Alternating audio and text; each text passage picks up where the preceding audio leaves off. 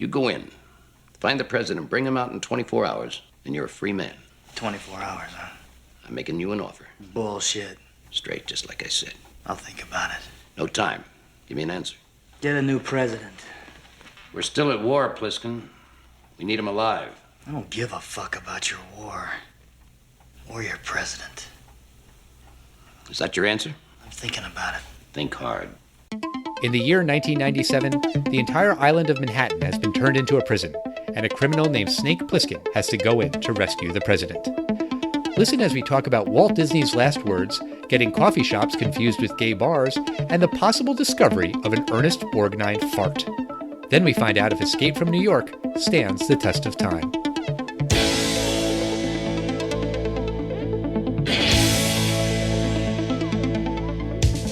Test of time, James and Alan have their say. Do the movies you love still hold up today? James says gladiator with a glut. Alan says as a father, blah blah. It's the test of time, James and Alan have their say. Do the movies you love still hold up today? Test of time, James and Alan have their say. Do the movies you love still hold up today? Hello, everybody, and welcome to the Test of Time podcast. My name is Alan Noah, and I am joined, as always, by my partner in crime, the one, the only, James Snake Brief. Well, I'm the only one doing the crime here because I keep all the sponsor money that you don't know about. Right, wait, what? Yes. We're sponsored by, Tesla. Oh, man, can I get a free Tesla? I have two. I mean, I guess I could ask if they give us a third one, but they only gave us two. Wait, you have two? Yeah, well, I mean, there's a weekend car and a weekday car, Al. What am I, a savage? I don't have any Teslas. I have 0 Teslas. I want 1 Tesla. I'm pretty sure they gave our podcast 2 Teslas for me to try out first, and the next 2 are for you. Aw. I mean, can I just have 1 in the meantime? Well, yeah, the next one that comes. Absolutely, Al. Okay, I guess that's fair. Thank you. Yeah, we're moguls, Al. How you doing, James? I'm good, Al. How are you? I'm doing well. I'm excited to talk about Escape from New York. There's actually something interesting I want to bring up, and it's not quite about this movie, but is it? Have you ever heard the legend of Walt Disney's last words? No, I have no idea. Please tell me. What were they? Yeah, apparently he was maybe a little delirious or maybe he wasn't. This is a true story according to legend. His final words, and no one knows exactly what he was talking about, were Kurt Russell. Really? That's what the internet says. Well, Kurt Russell had done a ton of Disney movies, and before he took this role as Snake Plissken, he was sort of known as a lovable, clean-cut kind of guy from all of his Disney work. Was Walt Disney alive then? When did he die? Oh, I'm sure he was known as the kid actor Kurt Russell. But it's just an interesting, I have one last thing that must be said. You must cast Kurt Russell in this role, or whatever he was trying to say. No one will ever know what he meant. I mean, were they friends? I mean, he probably knew him. He probably made movies or television shows with him. I just Googled it. It says, the truth is that Disney didn't actually utter the actor's name, but he did write it down. It was one of the last things he wrote in his office. So close enough. Fine, whatever it is. It's just Kurt Russell. Okay, I guess Walt Disney liked Kurt Russell. That's cool. I like Kurt Russell. Goldie Hawn likes Kurt Russell. A lot of people like Kurt Russell. Are you saying what I think you're saying, Al? I don't know. What do you think I'm saying? I think you're saying that you want to watch every Fast and Furious film in a row until you find, spoiler alert, a cameo by Kurt Russell. No, that is absolutely not what I was saying, and that was a very loose way of interpreting what I said, and you goddamn well know that. And you would have gotten to Fast and Furious 7 by the time you saw Kurt Russell. Okay, no, I have 0 interest in any of that. But I was really interested in rewatching Escape from New York. I know that we missed the 40th anniversary. It was back in July. And I did really want to talk about this movie. I remember before I saw Escape from New York, I had seen it in the video rental store a million times, and I was completely fascinated by the cover of the VHS tape, which shows you the Statue of Liberty's head on a city street of New York. And I just thought, what the hell is this movie? And, I probably was fascinated by it as a kid. And I don't know how old I was before my mom let me rent the movie. It's rated R. But I remember just being really drawn to it because of that image. And of course, in the movie, you never see that. The Statue of Liberty is totally intact in the movie, and it remains that way throughout the entire movie. Misleading poster, Al. Yes, and apparently J.J. Abrams said something similar about his experience when he was a kid, and in the movie Cloverfield, the monster knocks off the head of the Statue of Liberty, and it lands with a thud on a New York City street, and that was J.J. Abrams' homage to this movie, and specifically the poster of it, because he also thought that was weird that you see that on the poster, but then you watch the movie and that's not in there. Yeah, that is weird. And this film, if you haven't seen it before, like me, I hadn't seen this film before. Ever? No, I'd never seen this film. I knew about it, and I remember when Escape from LA came out, and I never saw either of them. So if you're like me a week ago, Escape from New York is a movie about a dystopian future in which the island of Manhattan has become a giant prison. And when Air Force One is hijacked and the president is taken hostage by prisoners, a convict named Snake Plissken, played by Kurt Russell, is recruited to save the president and the valuable cassette that he carries. Snake accepts the mission, but finding the president is only the beginning. Can he now escape from New York? Ooh, just like the title. So this movie came out 40 years ago in the summer of 1981. I don't believe it was a big hit, right? I was totally expecting this film to be one of these, it was made for $200,000 and it grossed a little bit, but really became a cult classic on HBO and VHS sales. And if you Google the budget, it does say $6 million. But when you go into Wikipedia, there's something about how one international place agreed to finance half the budget, and that was £720,000. So maybe the budget was £1.5 million, which maybe was a few million. So my guess is maybe it was a little less than $6 million. And I'm going to go with that. With the effects that we see, I'm going to say it was less than $6 million. And it grossed $25 million worldwide by the end of its run. And it had a very long run, starting out slowly in New York and LA. So it actually was quite a big hit relative to its budget. Oh, interesting. Okay. Yeah. Okay. I mean, it definitely has like a low budget feel. For sure. Well, because it has like high budget kind of sets. So with a relatively low budget, you want explosions and special effects of planes, gliding into the World Trade Center. You're going to have to spend some bucks. That's right. So the movie takes place in a dystopian future, and it explains it all in the very beginning of the movie. Basically, it says that in 1988, there's a 400% increase in crime, which is a pretty big increase in crime. And the solution that America came to was to make the island of Manhattan a maximum security prison. Now, remember, this is New York of 1980. So this is like basically your 70s hellhole New York. And they're now saying that crime has just gotten 4 times worse. So civilization has probably pretty much fallen in New York City and probably the United States. Right. I mean, I just couldn't understand like the logic of that. Like even understanding that, okay, yeah, back then New York City was considered a high crime area. It was still like a hub of industry and finance and theater and stuff like that, and still contained a lot of really valuable real estate. If you wanted to turn a New York City island into a prison, why not just do it to Staten Island? Like, wouldn't that just make way more sense? Well, I think they have to house like millions and millions of people. And I mean, I would guess that if we're thinking about it, that, if you block off New York City, it's got everything it needs pretty much. It's already got the housing, it's already got plumbing, power facilities, not a power plant. It's got what it needs, that as long as like the outside world pumps in like power and maybe like the ability for them to have plumbing, like they should be able to sustain themselves. You can't do it necessarily in Staten Island. They don't have enough housing to put like millions and millions and millions of people.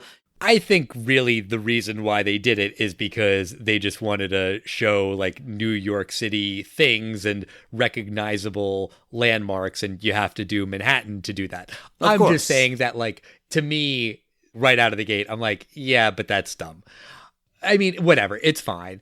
And then the movie explains that we are in the present of 1997. Like, there's text on screen in capital letters that says now. So from a test of time perspective, it's a little bit weird watching this movie in 2021 and thinking of the year 1997 as the distant future. We kind of talked about this a little bit when we were talking about Back to the Future Part 2. Like, 2015 was supposed to be futuristic then, and it was then, but now, like, I look back on 1997, that's the year I graduated from high school. Like, that's not the far off future, but it was 40 years ago when this movie came out. If you're going to make a movie set in 1997 as the future, just go a couple numbers higher. So the 2000 thing just kind of sounds a little bit closer to the present. Like 2001, A Space Odyssey, it just sounds a lot better because it has that 2000 in there. That is just my opinion. No, I get you.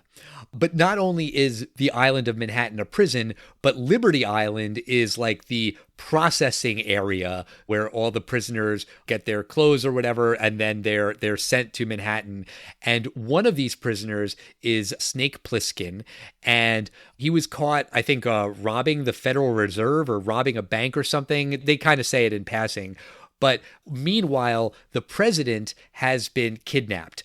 While he was on Air Force One, his plane was hijacked by the National Liberation Front of America, which is a play on the National Liberation Front of Vietnam, aka the Viet Cong. And the woman who hijacked the plane is seen on video, and she's going on a rant, and she's saying that they're fighting on behalf of the workers and the oppressed people, and they're fighting against the racist police state. And I was like, oh, okay, that's interesting. Like, they're fighting back against this dictatorship-like America. And I don't know, I kind of felt like they didn't really go into that too much about like these oppressed people, these oppressed workers, and the racist police state. That caught my ear listening to it now in 2021, in the wake of Black Lives Matter and things like that. And they don't really get into that in this movie. It's just sort of like a thing that this one random character says and then is kind of dropped after that. I agree with that. It's a really interesting world that they create, but they don't really talk about the politics of that outside world. If this was a Tarantino film, there would definitely be monologues about it, but this is not that kind of film. Right. And the government sends in a rescue team, and they're quickly met by some guy that represents the inhabitants of New York, the prisoners. And he comes out and tells them that if you try any rescue, send anyone in, we're going to kill the president. And they give him the president's finger with his presidential ring on it. So that's pretty like badass little scene, nice little special effect they were able to make there. But yeah, so how are they going to get the president out? The commissioner of this police state, his name is Hauk, he decides that he's going to recruit Snake Plissken to go into Manhattan and get the president out.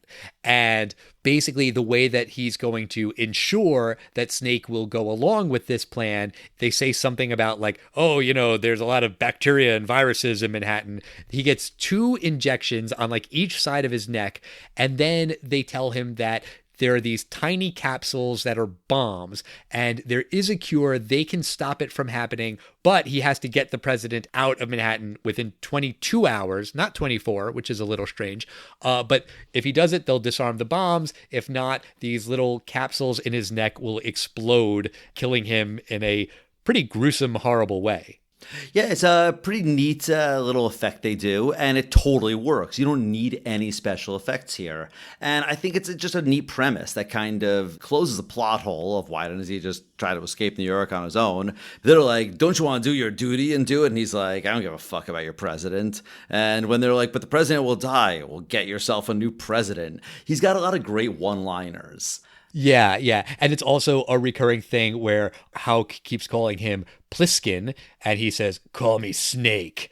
That's his nickname. And he just kind of says that over and over again.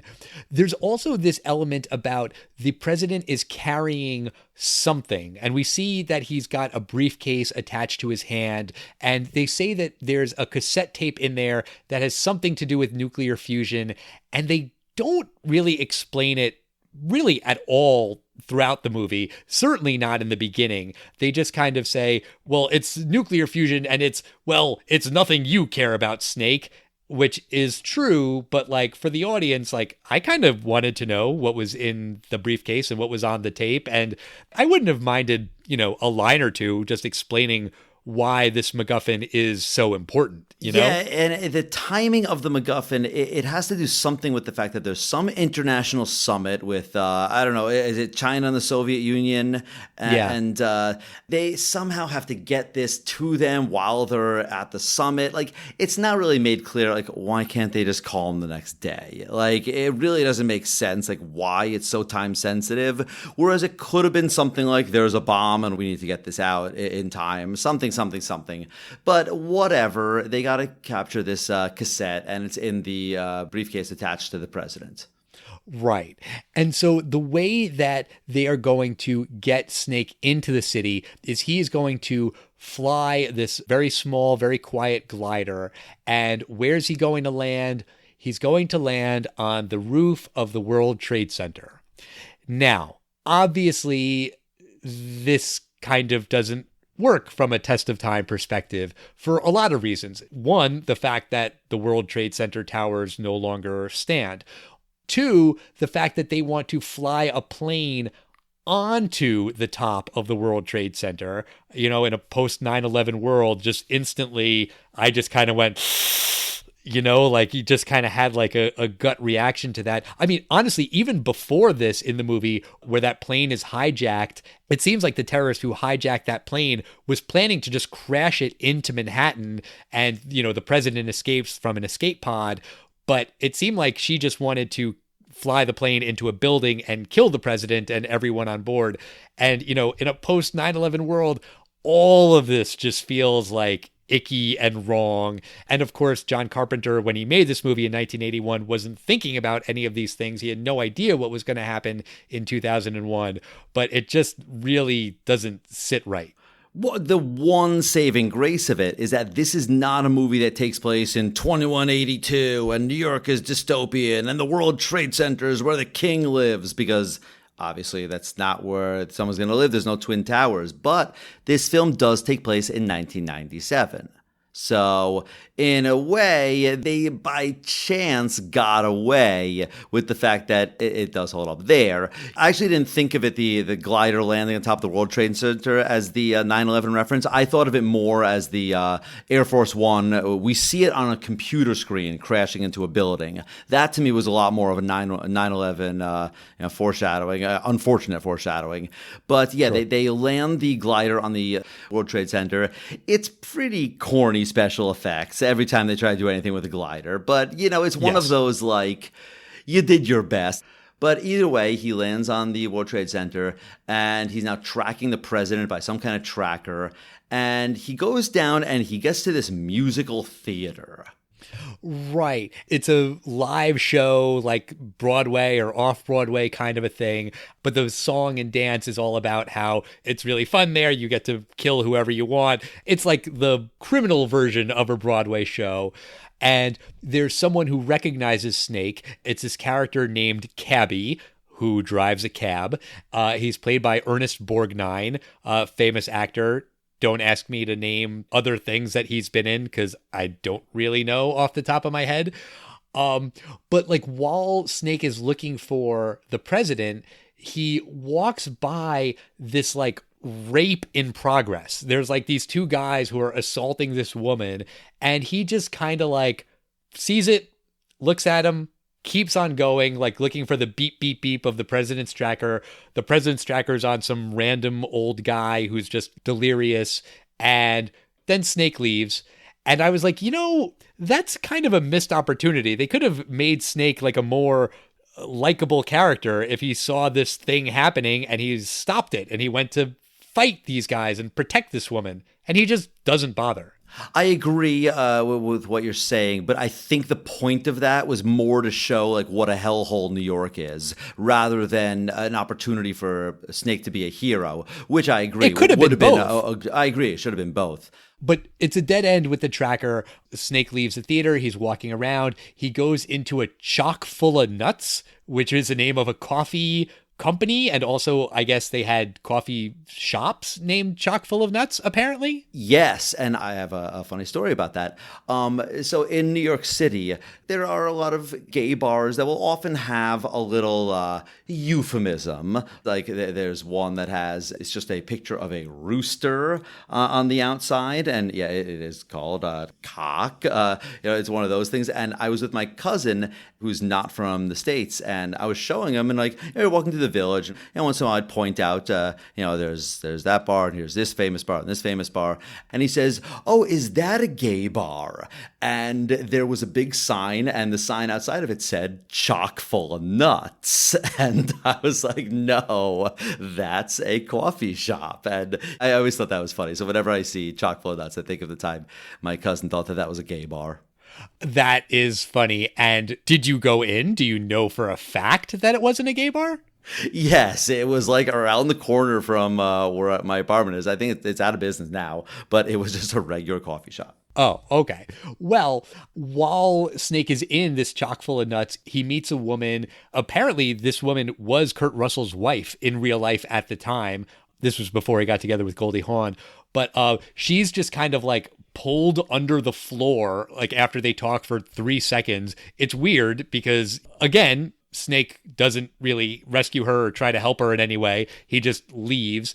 It's a bizarre scene. It kind of just seems like she's only there because she is Kurt Russell's wife, maybe. That's just why that character exists in that one scene.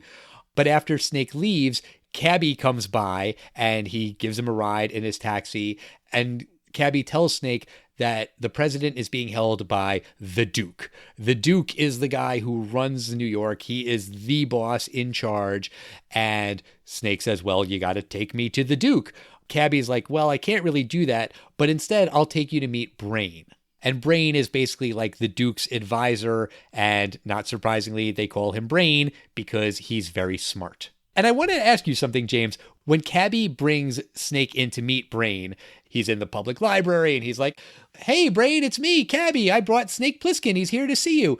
And I could have sworn that when Cabby sits down in the couch, there's like a fart sound. And I rewound it like 5 times. It really just sounds like Ernest Borgnine farted. And they just couldn't edit it out or something. Did you hear that at all? I didn't, but couldn't it just be one of those couch sounds? It could be. It could also be the noise of like the refinery in the background, because apparently Brain has like a mini oil refinery there. He makes power for the island, and that's why the Duke likes him.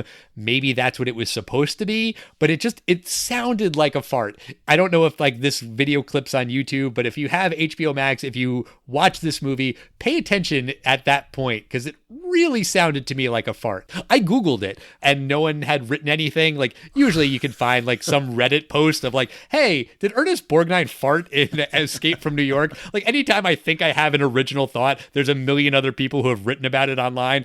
I didn't see anything about this. Maybe I discovered a fart. And the Wikipedia entry will say, if it's accurate, first discovered by Alan Noah of the Test of Time podcast. It's the big break we've been waiting for. Right, like there's always like one person that was like, the first person to actually coin the term Generation X was Sidney Smith for People magazine. You know, you could be the person that discovered, did Ernest Borgnine really fart? and I mean, Ernest Borgnine is no longer with us, so we can't ask him, unfortunately. Maybe John Carpenter would know. Or Kurt Russell. Yeah, but even if he was with us, if I said to you, Al, 32 years ago, I think you might have farted on this couch. Did you fart? Let me check my log of every fart I've ever had. No, but you'd remember if you watch the movie, if you're Ernest Borgnine and you farted on set that day, and then you were watching the movie a couple months later, you're like, oh, they picked up the audio of me farting. Uh-oh. Like, you're going to know that. Like, you're going to remember, years later, you're going to remember that. If it was a particularly bad gastrointestinal day for him, then possibly he'd remember that. Possibly. But also, Brain has, made... Oh, look at you. You're really cracking up about this one. This is what gets you, Ernest Borgnine farting? Your discovery of it. Well, this is what I'm here for. But anyway, back to the plot of the movie. Basically, Brain has discovered where all of the mines are on one of the bridges out of the city. And they say that, there's walls erected around the island of Manhattan. They mined all of the bridges, which I was like, well, why would they mine the bridges and not just blow up the bridges? Like, wouldn't that be an easier way to keep people on the island? Well, I think you keep the bridges because sometimes you need to send people in there, like new prisoners and that stuff. I think a bridge is very easy to keep track of who's going across it. Fair. But did it bother you, the name of this bridge? Like, I definitely rewound it the first time that they said it. They're talking about all of the mines on the 69th Street Bridge. And there is no 69th Street Bridge. There's a 59th Street Bridge, but no 69th Street Bridge. Well, there isn't a 59th Street Bridge anymore because it's the Mayor Edward Koch Bridge. Right, but it's at 59th Street. And listen, I appreciate a good 69 joke as much as the next guy. I can be like Bill and Ted, 69, dude. But it's just a weird thing to get wrong. Like, why not just call it the 59th Street Bridge? I don't know, or maybe they misheard it, but it is definitely jarring to a New Yorker. But we do meet finally the Duke, and I love the Duke's car. It's this stretch, town car, limo kind of thing, but it has actual chandeliers dangling from the outside of this car. It's fantastic. Yeah, it is very, very cool. And the Duke is played by Isaac Hayes, the man behind the Shaft theme song, the man behind Chef on South Park. And he's a total badass. He's great. But once Brain tells Snake where the Duke is holding the president, Snake goes to rescue the president. And that rescue scene, it happens really quick where Snake goes into the room where the president's being held. Or actually, it's not a room. It's like a train car, all the way on the west side. And the guy who's guarding the president shoots Snake in the leg with an arrow, and then Snake throws a knife directly into the guy's head. And it's dark and it happens really fast, and it's not totally clear what's happening. I think it was just cut very quickly, probably because of a limited budget. But that was another scene that I kind of had to rewind just to be like, wait, what just happened? Yeah, and one thing that bothered me about this was there's handcuffs here, and handcuffs are supposed to be notoriously the easiest thing to pick, and it's taking these guys that long to pick the briefcase off the president's arm. Yeah, well, they never actually do. Eventually, the Duke shoots it off because after Snake, quote unquote, rescues the president, he's very quickly captured and the Duke has the president again. Then the Duke is basically just firing his gun at the president, kind of for fun. We should mention, by the way, who the president is. Did you recognize that actor that plays the president? No. It's Donald Pleasance, who I recognized as Loomis from the Halloween movies. He was in the first Halloween movie that we reviewed with our friend Bruce Edwards, and he was in a lot of the sequels. Yeah, I didn't recognize him. Also, he kind of speaks with a British accent, and apparently he like created some backstory that America was having problems in the future and they rejoined the British Empire, and that's why the president can have a British accent. And Donald Pleasance told this to John Carpenter. He's like, how about that? And John Carpenter was like, that's interesting. How about we just never mention the fact that you have an accent? And that's what they ultimately did. It's not too thick of an accent where it's distracting, I didn't think. No. And the Duke, basically, he's not just some crazy criminal leader. He actually has an idea. The reason why they kidnapped the president is they want to trade the president for amnesty. Like, they want to walk out of their prison. So they basically say, we're going to walk across the bridge and you're going to get your president back. Right. But there's also this matter of what should they do with Snake. And the Duke basically is going to execute Snake by having him fight this big, huge guy in like a very public boxing match, except it's not boxing because they're fighting with baseball bats with nails in them, and they're using garbage cans as shields. Apparently the character's name is Slag, but this guy is huge. He towers over Snake, and I thought the fight was choreographed weird. Like, after they're going for a little bit, you can see like lines on the other guy's face. Like, it looks like Snake hit him in the face with like this bat with the nails on it. But like, I don't think I saw that happen. Like, maybe that was just a weird cut or something, or I don't know. Did I miss that? I agree with you that the choreography or maybe the editing is not done right, because I actually rewound not the part you're talking about, but I rewound basically the final punch, which is Plissken is on the ground, and I guess he hits the guy with his nail club, like maybe in the knee or the groin, and the guy goes, oh, and kind of like momentarily pauses, and Snake takes that moment to like whack him on the back of the head with the club nail and kills him. I thought he hit him in the belly, but yeah, like he hits him in the belly once, the guy doubles over, and then he hits him again in the back of the head and kills him. And this whole fight scene takes place, I think it's supposed to be Grand Central, and there's a million people watching, and they're all cheering for Snake to die. But then when Snake wins, the whole crowd starts cheering, Snake, Snake, Snake, because he was an underdog. He won, and, you know, they're going to root for him. Yeah, it's reminiscent of a lot of these kind of fight things. You've seen it in modern films like Thor Ragnarok and Gladiator. Oh, you said it! You said the thing! He said the thing! Yeah. But, you know, it's your classic trope of winning over the crowd with an athletic performance, and he does that. And at the same time this is going on, Brain and Maggie, they rescue the president, and they kill Duke's second in command, this guy named Romero.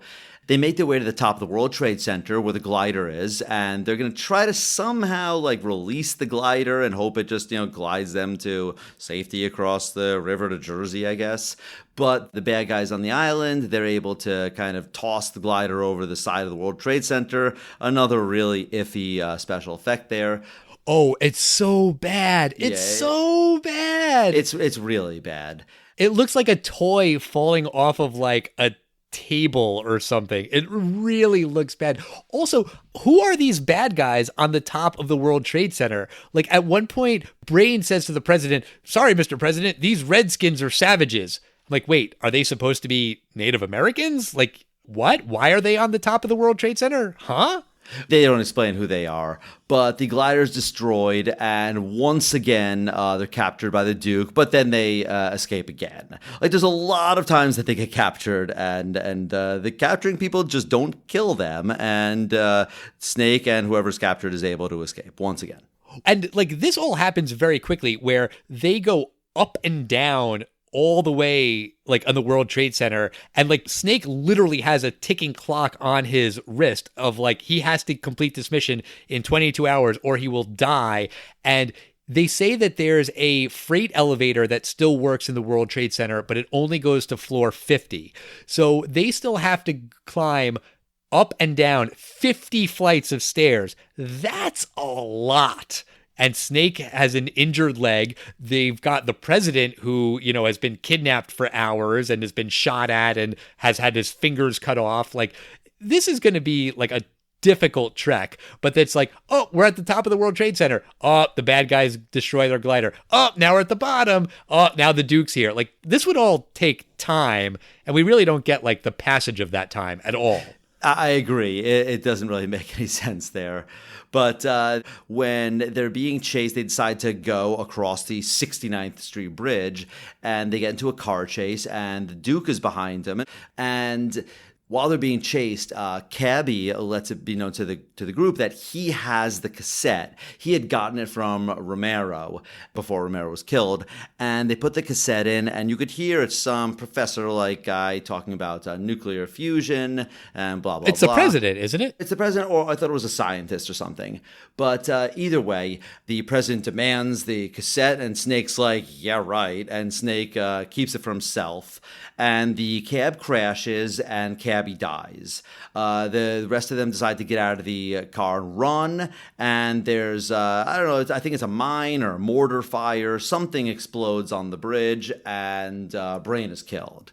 It's a mine because they said that the bridge is mined, and only Brain knows how to get across the bridge.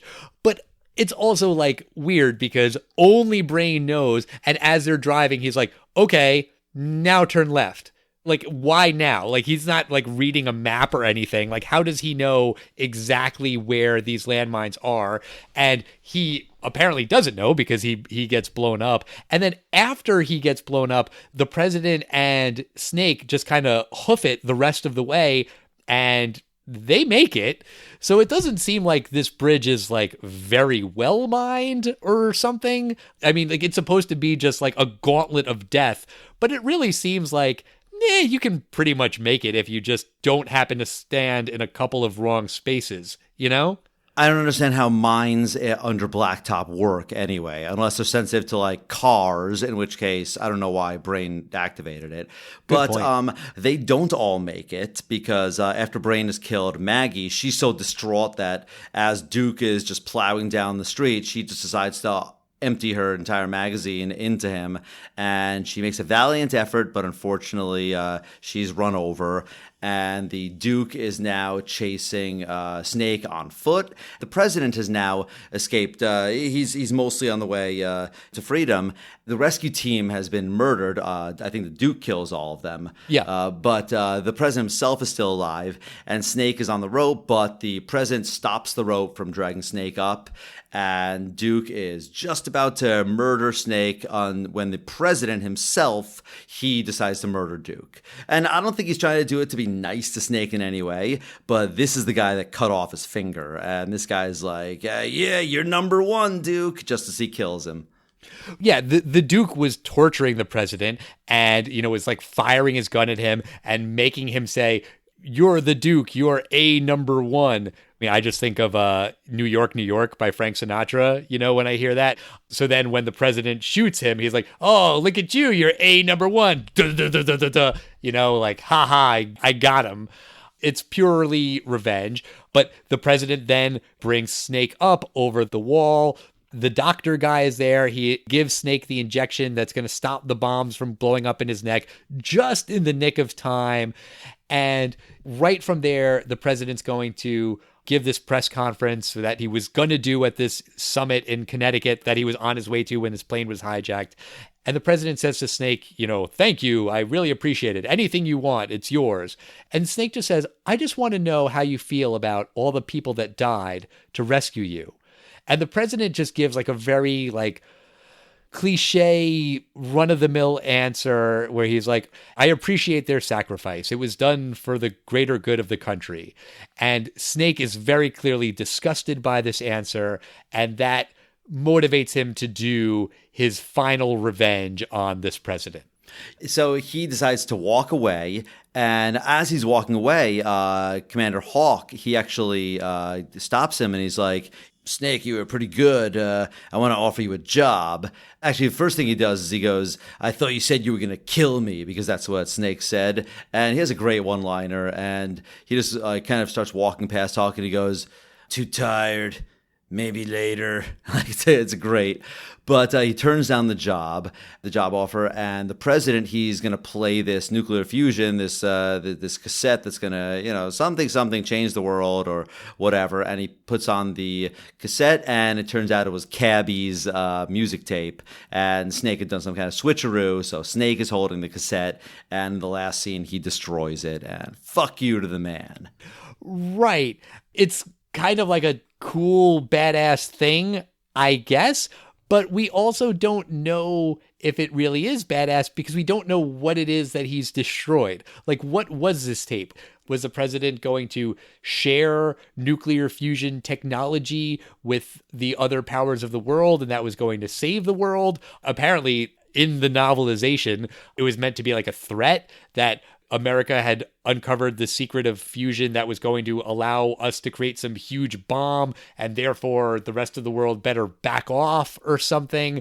But we don't know what it is. And then Snake destroys this tape, and it's like, okay, cool. But also, could this information be replicated in some way? If it was the president saying it, doesn't he know the contents? Couldn't he just say it again? Why is this tape so important? And we don't know, and it's weird. And I'm thinking back to The Saint, the movie we talked about with our friend Darren from the Board Games Are for Losers podcast, and I critiqued that movie because they didn't shut up about cold fusion, and that was really annoying.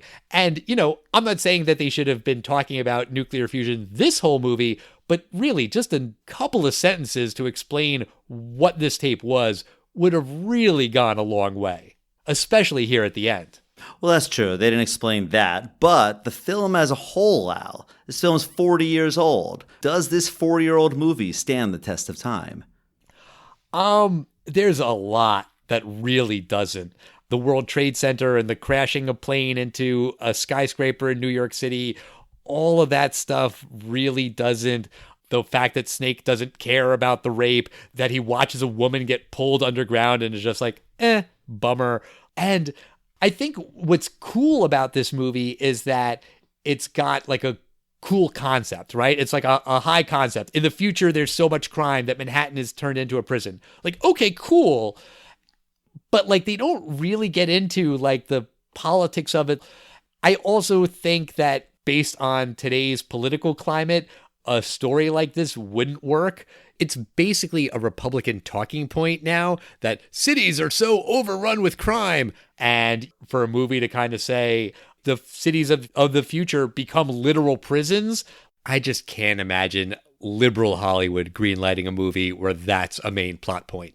I think the idea of a president being kidnapped would also be a little too political in our world today, which is awful and terrible that it would be, that I think audience members would be like, well, what party is this president? Even if it's a fictional party in a fictional future, I still think it would rub people the wrong way.